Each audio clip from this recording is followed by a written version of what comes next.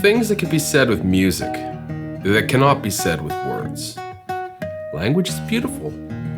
However, words are simply discrete points on an unbroken continuum of experience. Whereas music contains all of the frequencies. When we hear it, it wraps us in its embrace and takes us away to other places, moving us deeply on an emotional level. And certain types of music can be very healing and nurturing. They can be very uplifting, connecting us with a deeper sense of purpose, and provide those moments in which there's nothing else we need. A pure, sincere expression of prosperity.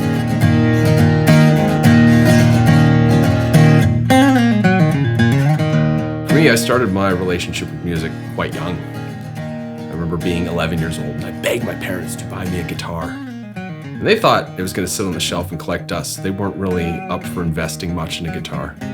So I got my dad to take me to an old dusty pawn shop and I picked up some old beaten up Fender guitar and played the hell out of it. 29 years later, no guitar of mine has really sat on the shelf and collected dust for too long.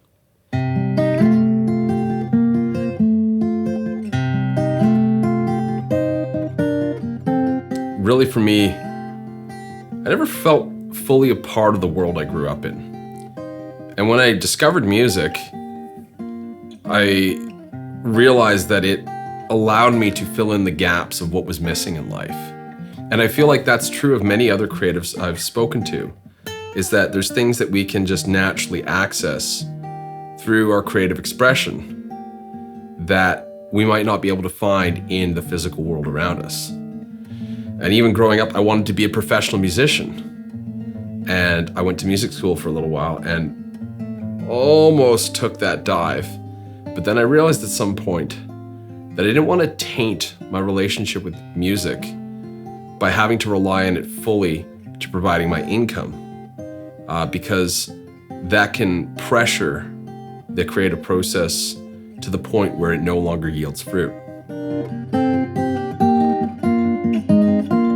I wanted to keep the relationship with music pure.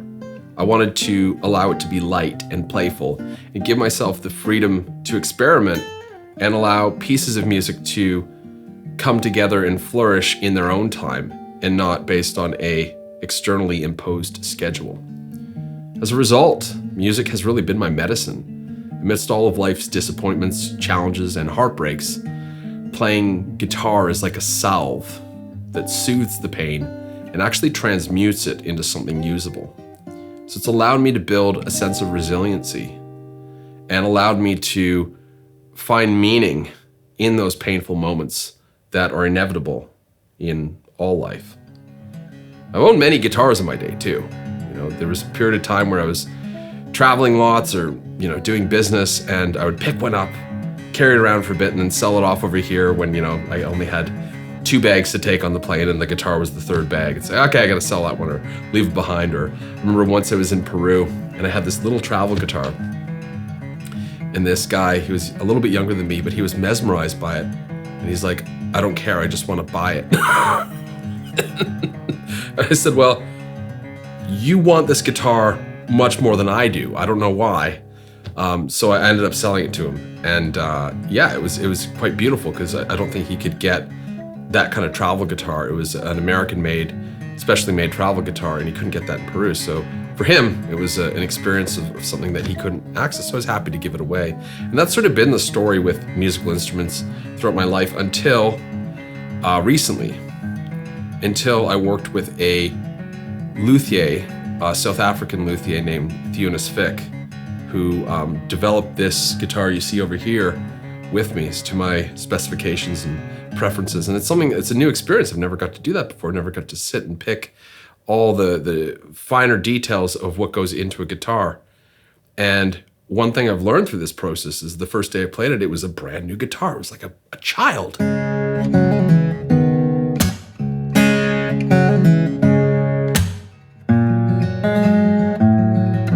Just out of the womb. And here I'm playing this thing and I'm like, wow, this thing is gonna grow and learn as we develop this relationship. The more I play it, the more the wood of the guitar becomes receptive to the frequencies that are being played into it.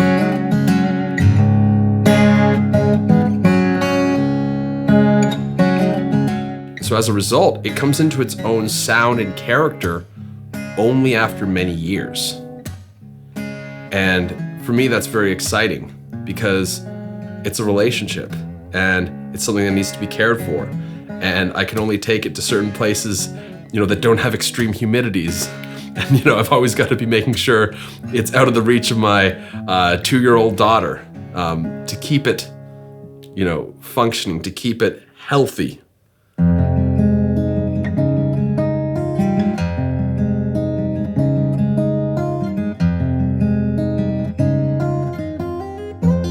But there have been several periods in my life where I have put the guitar down.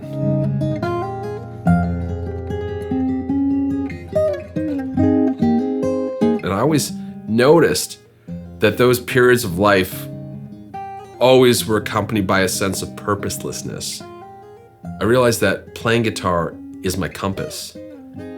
It's that sacred time where I just get to be and sort through all the noise and distraction in life and allow me to hone in on something that matters.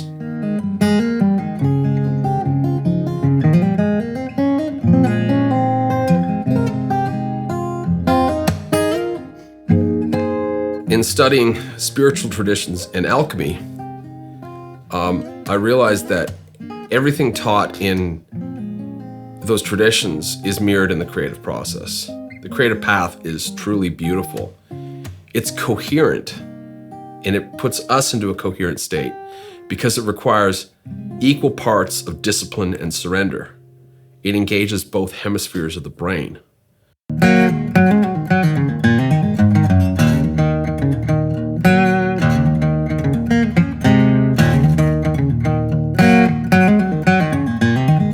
And as a result of that, and this has been proven actually, that creatives and musicians have greater crossover in brain messaging. And it's funny, I had a friend who is a very accomplished musician, and at the age of 30, he actually had a stroke. It was quite kind of terrifying actually, because as we were getting home from the tour, and we've been gone on the road for weeks, we saw him leaving on a stretcher. And so we unhooked the trailer and basically followed the ambulance to the hospital and found out the guy had a stroke. And it was a major stroke. And he had been there for 15 hours. And so the doctors were basically saying, this guy's not going to be okay. He's going to be severely compromised for the rest of his life. What they didn't know was that he had been a lifelong musician. And sure enough, initially it was a slow path to recovery. He didn't have motor functions. He couldn't even speak. But the minute he could pick up his bass again, and the minute that he could start playing music, his recovery improved significantly, even to the point of completely astounding the doctors. And that just goes to show the power of this coherence that the creative process creates, because essentially different parts of his brain were not talking to each other after the stroke. By playing music again, he's reactivating those neural pathways. He's reactivating the cross communication that happens between both hemispheres of the brain. And I talk about this a lot in my work, is that coherent state is where we're functioning optimally when both hemispheres of the brain are in perfect synchronization. That activates the corpus callosum, and that connects us to our heart energy. And that's very much the place that music especially can take us. That is the nectar of walking the creative path that lives inside all of us. It becomes so useful to other areas of life, like it enhances your sense of well-being, your sense of spiritual purpose. It creates emotional vulnerability so that you can show up better in relationships. It allows you to think outside the box and problem solve in new ways, so it's applicable to your business and your life work.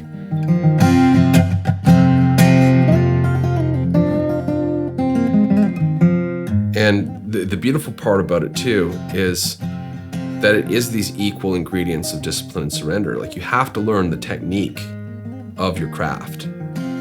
You have to learn the scales, you have to learn the chords. Sometimes, like playing guitar, I sit there and I focus on getting one note right for a long period of time. But you want to do that. You want to improve and get better because it's done out of pure love. And similarly, the more that you bring in that discipline and that structure to practice and hone your craft, the more freedom and space that gives you to improvise and to surrender into the creative process. I think one of the most disastrous things in modern society is that people have come to believe that they're not creative. This is a horrible lie that we tell ourselves. Every single person I have met is creative. They might not just recognize that, because to be creative is to be human. It just can come out in many different ways. The way that we raise children and we tell stories to children, that's creativity. The way that we play with children, being imaginative, is creativity. The way that we prepare food, that involves creativity. And the more that we can just take a moment to pause between thoughts and say, what if I tried this instead? And we experiment a little bit and see where it leads. That's the moment that we're engaged in the creative process. That's the moment where we're stepping out of the box and into the miraculous. And so I hope to leave you with this. Just do the thing that your heart longs for. Take some time, remove the distractions, commit yourself to it for at least a couple weeks. Gift yourself that. The hardest part of this is simply getting past the inner doubt, the self-criticism, the self-judgment, and taking that first step into doing what you think you might feel like you love doing. Because once you're in it, there's no going back. It's kind of like the Hotel California. You can check out any time, but you can never leave.